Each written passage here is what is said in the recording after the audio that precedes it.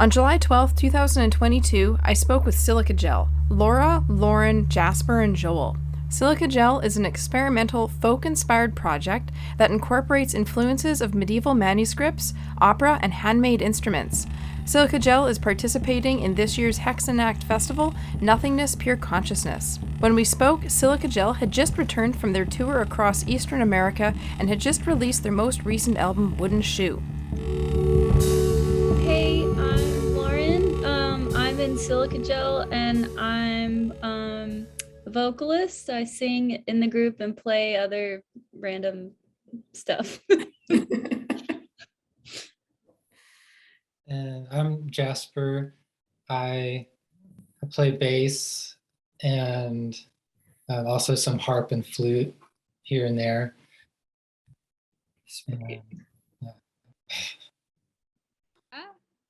I am also a vocalist in Silica Gel. Sweet. Oh, Joel, you gotta unmute. Yeah. Okay. Hey, I'm Joel Nelson. I play laptop synthesizer and drums sometimes in Silica Gel. Awesome. Thank you all so much for meeting with me. I know it's been a bit of a challenge for us to get our date nailed down, but I knew it was going to be really great. And also probably it was even more of a challenge just with you guys being on tour. So thank you on many, many levels. And yeah, I'm at work. So this is like a weird place. You don't get to see me in my natural habitat, but that's okay. I'm stoked to be chatting with you guys. Okay, so why don't we start off with how Silica Gel began? Like what brought all of you guys together to do the cool thing that is Silica Gel? Take it away. Who wants Laura? Yeah, Laura, we'll start with Laura. Yeah, well, we all went to school together at Montevallo. Joel and Lauren and I were in the music department at the same time. And Jasper was also like in the neighborhood doing sort of like independent projects. But it started off as just the three of us, me, Joel, and Lauren. I had just gone to the Amherst Early Music Festival up in Connecticut and did a workshop on the Roman de Falvel, which is this like medieval story / like compilation of music and poetry describing this like allegory where this like donkey takes over king's court, and the music was really cool. And I was thinking like I've always wanted to like do a musical project with Joel and Lauren, and I went to them and was just like, hey, like if I found us some medieval melodies and stuff, how would you feel about just doing a little project and trying to make them our own and seeing what we can come up with. We've like worked together on like smaller projects before, like stuff that Joel did, like graphic scores and things in school. So that's a lot of our first album came from that material, I would say. And then Joel got Jasper involved, and then I think like with all the recording capabilities and like all the instruments, it just kind of snowballed from there. That is really rad. I love it that it was like partially a project for school and also inspired by like medieval writing. Like that's really rad. I love it. And you can totally get the vibe. I feel like I started talking. Lauren, did you want to say something? Because I noticed you unmiked and then I started to talk and I got concerned that I spoke when you were going to add something. Oh, me? No, that was just a moment. It just happened, but I mean, I can just say that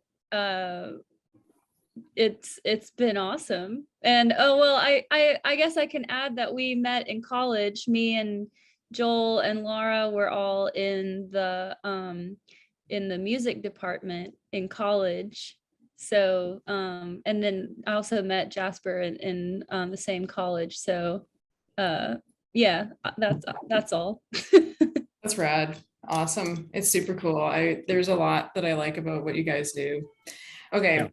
I appreciate that most of you are like both musicians and visual artists. At least I get that impression just from looking at your videos and what you do.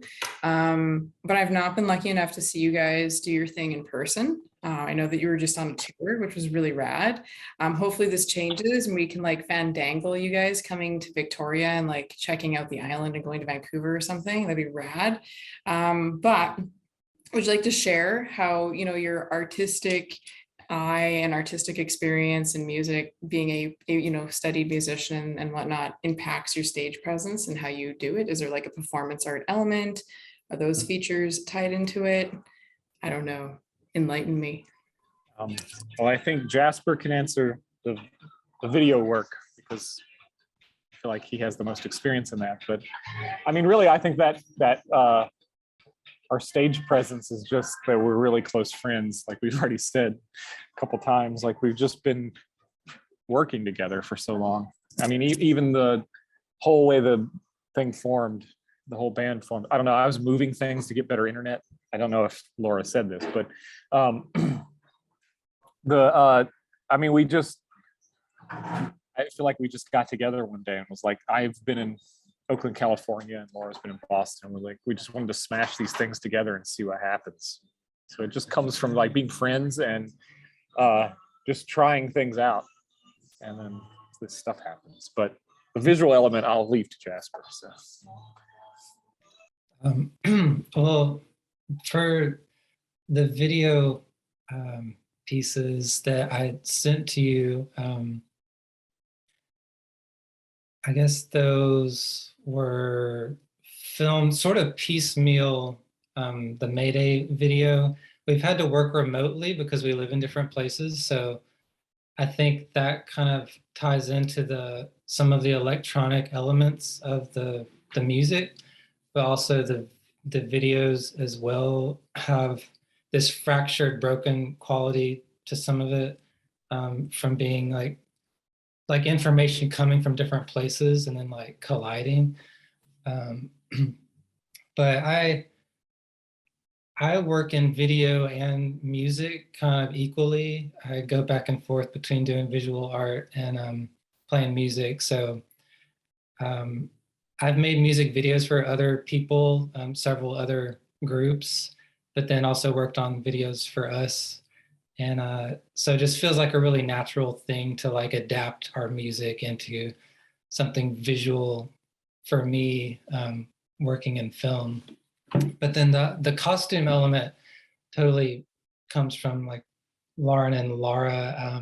Like Lauren painted these backdrop elements, like props, and y'all made costumes for our tour. Did y'all want to talk about that? I guess like I really don't have like much of a musical theater background, but I really like the idea of like I just really like that whole like handmade idea. So and I don't know why, it's like always been fun to me to like make props and stuff. So any chance I get to do that, I'm like, yes, let's do it. So yeah, well, but you know, me and Laura both studied like vocal performance, so it's like it is like a thing that I guess we both have a lot of experience in, and we both really like being performative and kind of like campy, you know. It's really fun. Well, we were in opera together in college Yeah. all the time. So, and our opera department was like active and good, but like, you know, we had no budget. I think we were in a lot of like homemade shows kind of our whole college career. And I don't know, that feels very comfortable and familiar to me. And I think like this last album we made has a lot of music with like sort of folk and vaudeville elements. So I just kept thinking about like pageants and school plays, and it just felt like it should involve costumes and sets and tutus and hats. Mhm. I don't know, it just seemed right. It's yes. That's really rad. I really love hearing these pieces and this context. I think it's really fun to know the backstory when it comes to anybody's, I don't know, creative practice and creative stuff they do. It's fun. I like it. Sometimes bands want to be mysterious and not reveal anything and just keep it like I'm not going to tell you, but it's so fun to know what the inspiration is and what pieces are coming together to shape it. Because I would have never thought that opera and musical theater would have been playing, influential roles in what you guys were getting up to. But it totally makes sense, and I really appreciate knowing that. Okay, another thing that I really love about Silica Gel is the diversity and use of handmade instruments, or at least what I've observed in the videos. And I think those are super cool. I could also say, I guess, found objects as musical instruments as well. Can you talk a bit about some of these pieces and also how they came into being? I am thinking of the Pyrara harp. Pardon my mispronunciation. Someone correct me quickly. That's Jasper. Take it away, Jasper. Awesome. How did you pronounce it? That was cool. Pyrara harp. Pyrara harp, I think I said originally, but Pyrara harp. Good. I call it Pyrrha harp. Pyrrha harp. Like pyramid. Thank you. Because it's shaped like a pyramid. And I made that a few years ago. I was laying on my floor just staring at my ceiling fan and thinking I wanted the fan to play music. And I just kept looking at it and just thinking of like how I could make it play music. And so I made this harp that was like in this sort of circular, but it's more like an octagon that forms this pyramid of strings. The strings go all around it. And then I put a ceiling fan in the middle of it to play it. But that ended up being the least functional part. I don't really use the fan that much. It ended up being really good just for plucking it, just like a harp, and it has this really twangy sound to it. And the first time I played it, I thought it sounded medieval. Like I didn't know what I was doing, but once I could actually play it, it sounded like some sort of just really ancient zither harp thing that seemed to just capture some sound of time that I'd never heard before. And when Silica Gel started playing, I wasn't playing with them yet, but I think Laura and Joel asked me about the pure harp and they wanted to use it maybe. And so I ended up playing on one song called the Harp of Melody. And it just developed from there to where it became part of the sound using this homemade harp construction.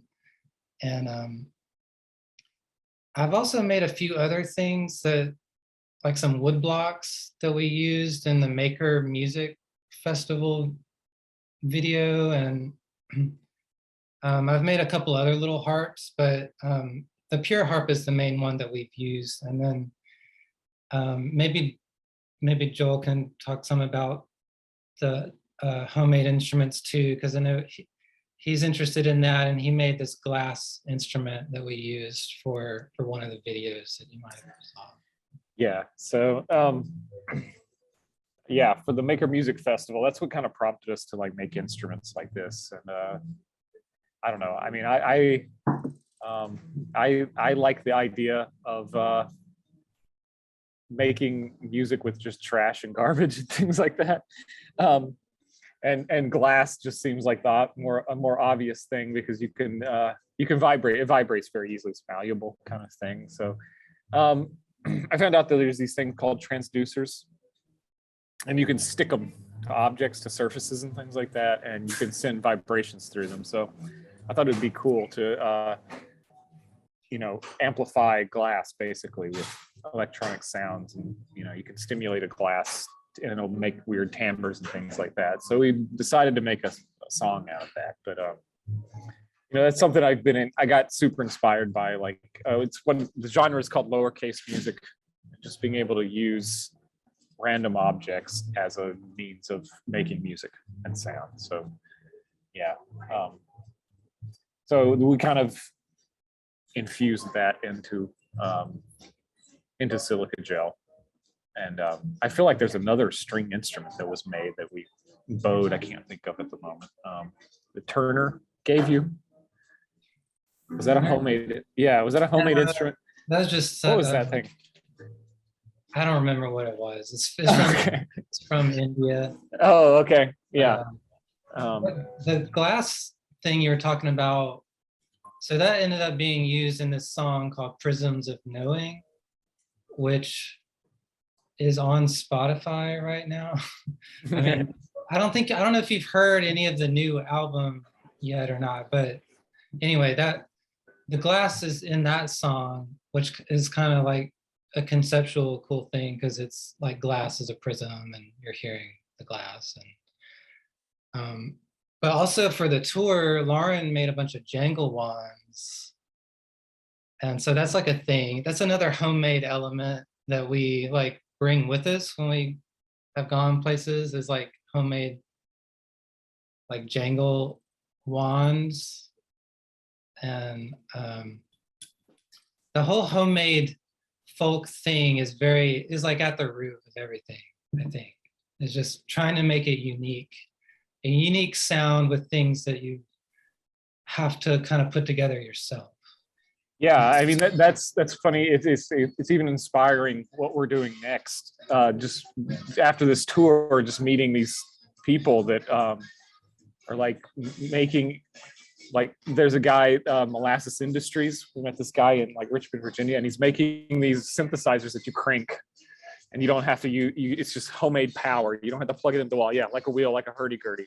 And so this whole thing of like, it's completely inspiring. Like the possibility of us just playing like with just acoustic instruments, like a drone instrument, an electronic drones instruments that's hand cranked. This is something you can bring into a setting and just play. I mean, it's something like I've totally been wanting to do with this group, to just be able to play like in an acoustic folk setting where we don't have to like use a PA or use electronics in a traditional kind of way. So it's interesting that thread just kind of has continued and then keeps inspiring us.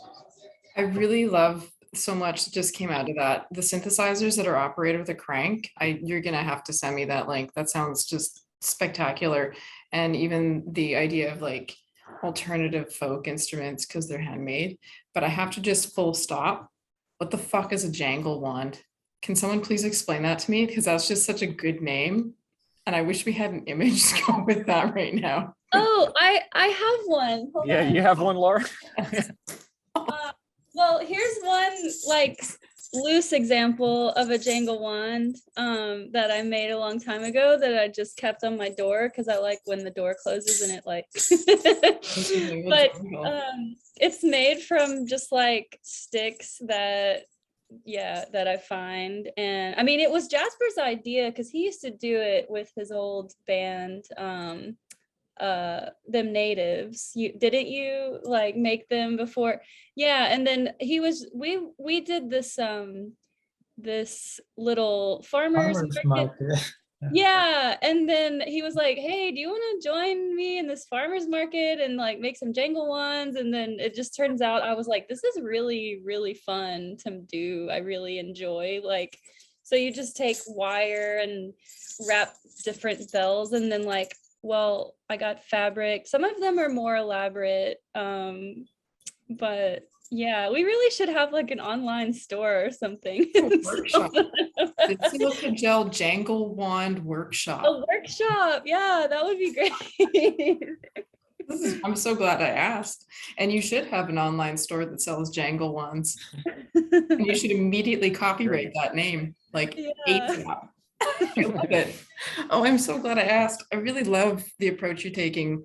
I love this, everything that's going on. And I'm actually getting just a bit distracted. Joel, what's in your glass? It's pink colored. Oh, it's beer. Well, what kind of beer? It's pink. Raspberry beer. Yeah. Nice. So it's berry season in Portland. So everything has like raspberries and strawberries. Nice. And same kind of spiel on the island. We have a lot of berry-based beverages out right now too. But I had to ask. Very good. No, it's okay. It's fine. It's very good. I'm gonna get another one actually. Perfect. We're still going.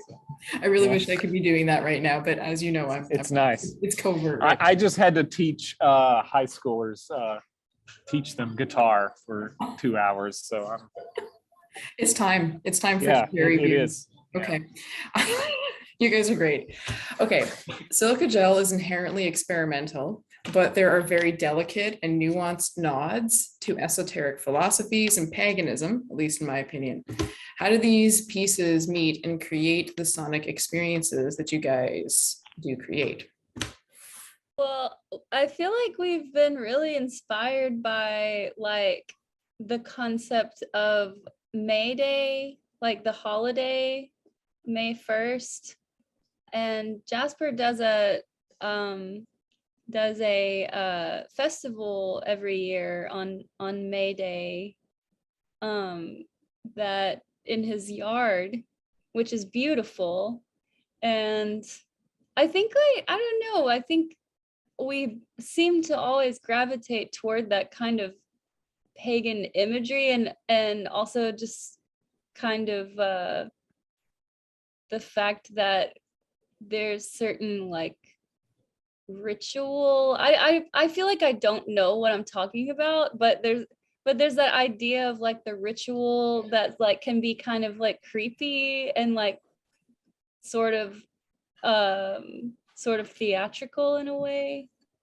I don't know if you want to talk more about that, Jasper, or whoever, but Well, I think too, I mean, I'm not, so I don't speak for you, Jasper, but it seems like a lot of our artwork comes from, we were looking at early Renaissance scores, the musical scores, and they're extremely elaborate. They're almost like graphic scores in the way that they're written.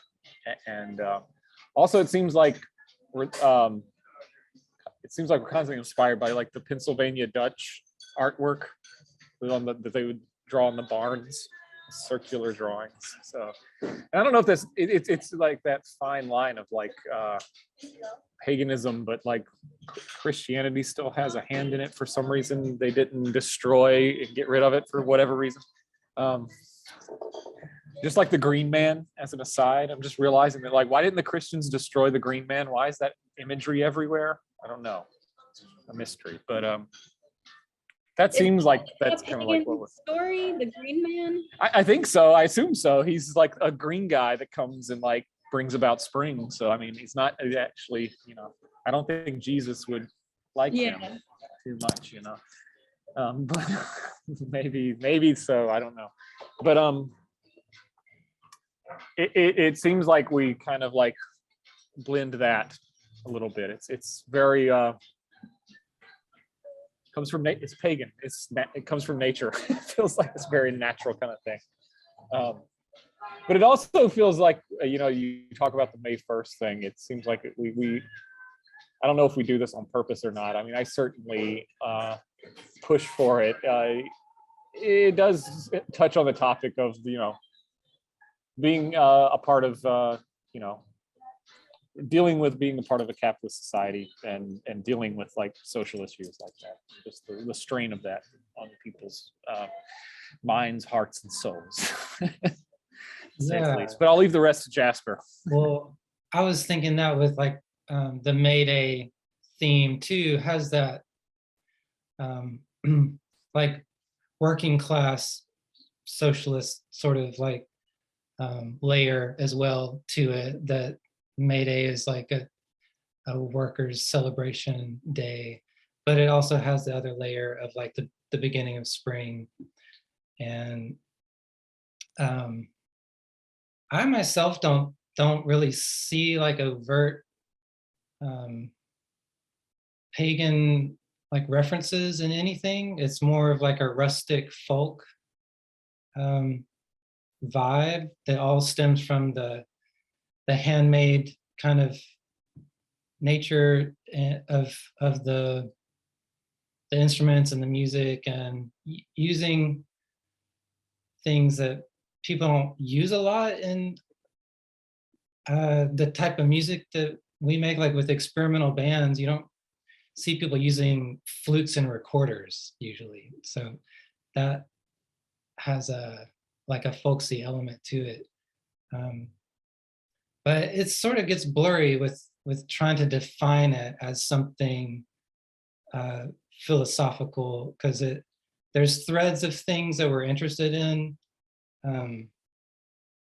But yeah, I do wonder about that, because like I myself have never called it pagan. And I know other people do, and it makes sense to them, but to me, it's just like rustic, like reaching for something to hold on to that is timeless, you know. Yeah. I like that we can't really define it, that we don't even really know. I mean, it's just kind of like what were the things that we're interested at the time. We like call up a lot of references to like other forms of media that do have pagan undertones too. I think like Wicker Man is a reference that we've mentioned a lot. I think we've gotten like Midsommar comparisons. It's like, I don't know that we directly set out to like incorporate pagan elements, but I think we're like using sort of like the visual and audio language of a lot of other forms of media that do incorporate this thing. So it's like the theatrics of like ritual. If I may, I really appreciate, it's not that you're purposefully doing it, you just so are, so it's coming out in it.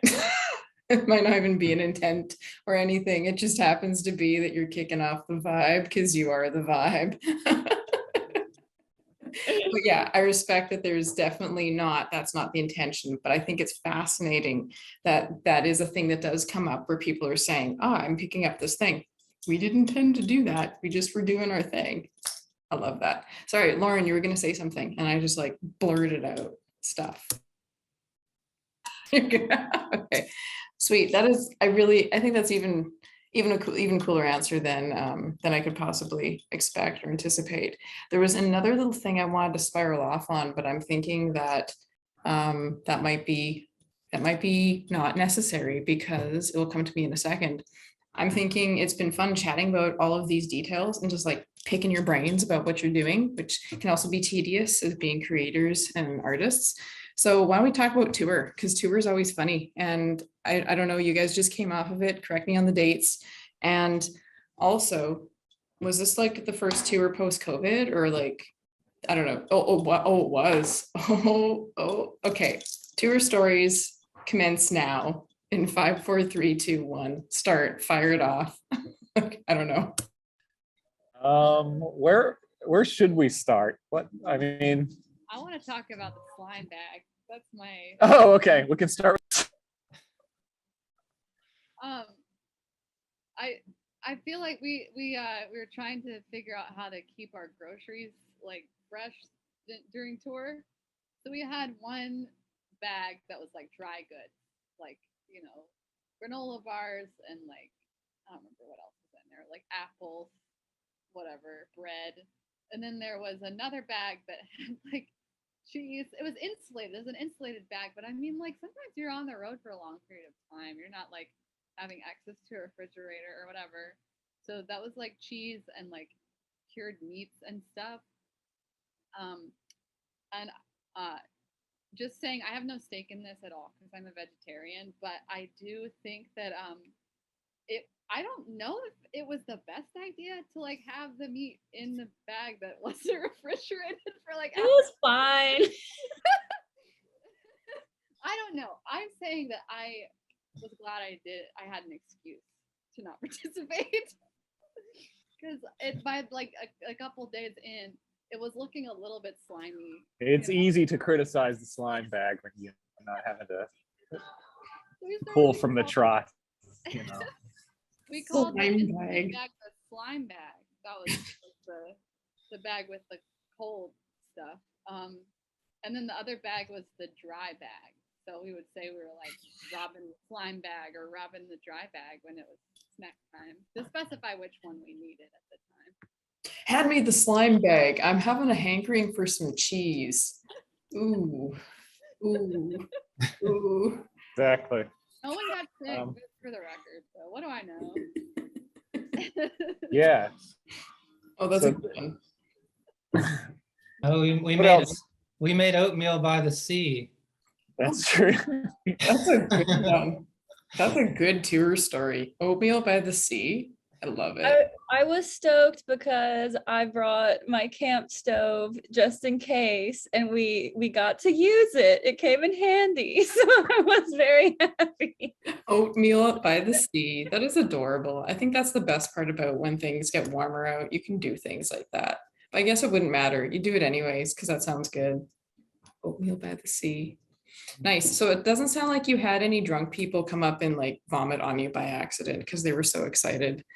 That's good. You have more like, Uh, oh, I mean, people loved us. Don't get me wrong. You know, vomit doesn't, dictate, Yeah. the amount of appreciation for a musician. But Yeah. Someone should talk about the bat. Oh yeah, that, our Boston show. We played in like an old church in Jamaica Plain, and I guess a bat lives in the basement or the attic or something. But while we were playing during our set, like the bat like came out and was like circling around the ceiling. It felt very appropriate. that is really cool. I love that. So you're playing in a church. It was like an old reworked church essentially, or was it a church that's in operation? No, it's like a real church. It was the first church Unitarian Universalist, I think. Oh, nice. Yeah, right on. Sweet. That's really rad. Yeah, they like host concerts and like new music stuff sometimes. Nice. Actually, I should have asked this to begin with, but this is still a good time. Where did your tour begin and end? Like what was your adventure and when did it start? When did it end, kind of thing? Yeah, it started in Boston, but really, I guess if you wanted to map it, it really started from Portland, Maine, all the way down to Birmingham, Alabama. Oh, wow. Cool. Yeah, and I just thought about like the funniest moment for us was, or for me, was in Kingston, New York, when we stayed at what's the guy's name? Eli. What's his name, Jasper? Eli. Eli's house, Yeah. and he fucked with us the entire time. He was like, his wife didn't know that we were gonna stay there, and like his kid, we couldn't wake his kid. Like we were kind of like terrified to like, we felt like we had to sneak through his house, and we had to stay all the way in the top of his house in his attic where his studio was. Oh my God. And and so we were terrified, and we had to be quiet the entire time. And so naturally everything becomes 10 times funnier in this house. And it's like I've never laughed so much at the top. Yeah. Just scared to wake up his kid, and naturally we just made up this story about his kid just being this like mutant. I don't know why, just being this mutant kid. So I was kind of like scared. And then another guy, John, who plays in another band called AM Radio that toured with us, he was at one point he just said, "Look at that," and I look over, and me and Lauren just jumped, and it was just a cat that just came up the stairs and was looking at us. We thought it was Igor. We thought it was the child, but it was a cat. It was just a cat. Oh, no, we finally see this child that this man is housing that we can never disturb. There was no reason for any of it. And then the next morning, we come down the stairs, and the wife is down there and just says hello to us. Like she knew we were there the whole time. Like there was no like, and even the kid knew we were there, and he like wanted our autograph, and but he didn't want to tell us. He wanted his dad to ask because the kid was too cool to be asking for like, oh my God, musicians' autographs, and he was even excited that we were staying there. So the whole time they all knew he was just messing with us the entire time. Oh my God, was this an Airbnb? Like what was the circumstance? No, it was Eli mixes and masters our the Silica Gel records. So. Oh, okay, got it. Okay, he was just flat out fucking with you, flat out. Yeah. My God, how many days of that? How many days of that? It was just one. It was just one night, but oh my God, it was enough. It was after. Yeah, it was after we played in Kingston, New York. It was hilarious. Which was one of the best shows, by the way. Best shows, yeah. Kingston, New York is wonderful. I would go back anytime. Sweet. What type of venue did you play in Kingston? It was like a bar called Lunch Nightly. Nice. Lunch Nightly. It was fantastic. It felt extremely very cool. I don't know. Cool. Like this is the coolest beverage I've ever The coolest beverages. Sometimes that's all you need to make a bar really good, is to have the coolest beverages, you know. Forget And the the coolest people. Like everyone was so cool and like good looking and fun. And like they really liked our music. Like they were dancing and like shouting and just so supportive. The energy was amazing. nice. It was off the charts. Oh, that is rad. That's also a nice way to go into it after not being able to do tours for, but it's been like 2 years now, technically 2 or 3 almost for some people. So it's like a big deal. I had another local Victoria person talk about, well, I guess not local Victoria, she's from Haida Gwaii actually, but talk about going on tour, and it was exciting, and it was like totally new, you know, like overwhelming and exciting though, because like it's not something we've been able to do for so long. It's not something that's been possible. So I'm really happy that your guys's, you know, return back to doing that was a really good experience, aside from just some playful fuckery at Eli's house, which is like just like fun more than anything in the end. This Yeah. was like our first real tour. I mean, we did a tour for like 4 days, but this was our actually like first tour with all like everybody there, like doing it. Yeah. Yeah, that it takes a lot to plan out too. That's exciting. Congratulations. To more. Raise your glass, Joel. To more in the Oh, future, man. Right? I cheers. don't have a cup. It's my imaginary cup. To more tours in the future. Solid. And what's so cool is one of my favorite things is that the experimental music world is so small and everyone's interconnected, so that all these shows we played, we kept getting like messages from people to like deliver to the next town, like somebody in Boston, Matt and Brittany in Boston were saying, oh, when you go to Portland, say hello to Grief Nice. up there. And we said hello to this person at the next show from Boston. And then he was like, oh, you're going to Providence? Well, say hello to so-and-so. Nice. So on and so on. It kept happening. Like, you know, this person knew Henry Birdsey in New Haven, and then Henry knew Sam in like Western Mass, and then Sam knew Zoots, and then Zoots knew TJ in New York, and then TJ in New York knew Lance in Philadelphia. So it's like really nice to kind of make those rounds and just see all these cool people that are doing amazing things. Totally. That's rad. And an immediate direct connection from going from one group to the next. I love that list of names though. That was great. I really enjoyed that. That was solid. Jill, were you going to say something? Jim. Oh no, I was just saying that like it goes on and on. I just recorded with a guy last night which the weirdest thing happened. It was a surprise recording. I didn't know it was going to happen.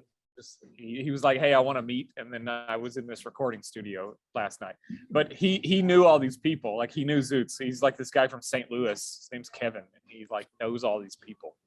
And so it just keeps going on. And he would not stop talking about how like he's trying to set up a similar thing in the Midwest, trying to set up a circuit like the Northeast that we kind of toured. So I don't know, everybody knows everybody.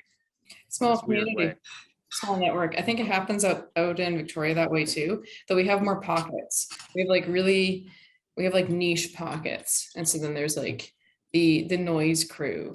There's like the crust punk crew, but I think that's universal. You know what I mean? It's flat out avant-garde crew is like their own thing. You know, Do they cross pollinate, or is it very? They do. Like they totally do. But still, there's still some purists, right?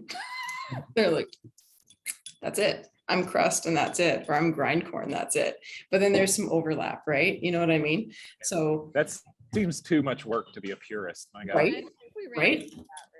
You can't get into the purist stuff. Nah. I feel like we're already combining too many elements for willing to purist.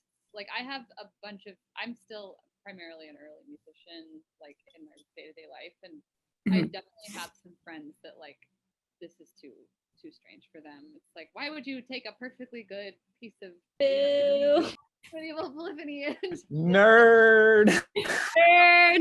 Learned like not to tell some people because I don't know. But in fairness, most people are like, at least idly curious. That's good. Yeah, I think that's the beauty of experimental art and music, right? You are pulling in a lot of different pieces and elements because you're interdisciplinary, let's say, you know what I mean? And so it's natural for there to be that blending, and it can be both, let's say, threatening and also confusing for people that are, you know, going strictly by the book in like one particular way. Nothing against anyone who loves their, you know, crusty punk straight up, or their grindcore, or whatever it is, or their, you know, whatever, you know what I mean? But like, there's a place. It's important to appreciate the amalgamation, and I love that. Thank you. This is rad. Okay, I got another one. I got to do this because this is necessary. You're participating in Hexennacht this year. Thank you. Stoked to have you a part of Hexennacht Festival this year in the experimental audio visual art stream. Perhaps in the future you'll be in person. That'll be cool. But this year it's in the video audio visual video art stream. Do you want to share a little bit about what people can sort of, I don't know, get an idea of what that is? I don't want to say give it away, but like, do you want to talk a little bit about the videos that you've submitted? Do you want to share some tidbits? Well, there's Mayday, the song. I think it's only half of the song though, because we just couldn't get the rest of it done. But it's like sort of like a teaser for Mayday, the album. Is like one video, and then there's Pan Medico, and just those are from our first album. Some of the Pan Medico video was filmed in a church playground, and the rest of it in a magnolia tree. So what else? That's ample. That's a really great teaser, if you ask me. I like that. Excuse my ignorance, is Mayday the album that recently was released that I'm going to be playing on the show? No. No, that's another album. There's a new album that you There's a new album. Mayday is from 2020. But yeah, the new one is called Wooden Shoe, and it's there's like it's been online for a brief period for us to like do this tour, but then it's going to disappear and it's going to come back in September. Oh, I better go and snatch it up fast because it's got to be played on the show. It's so important.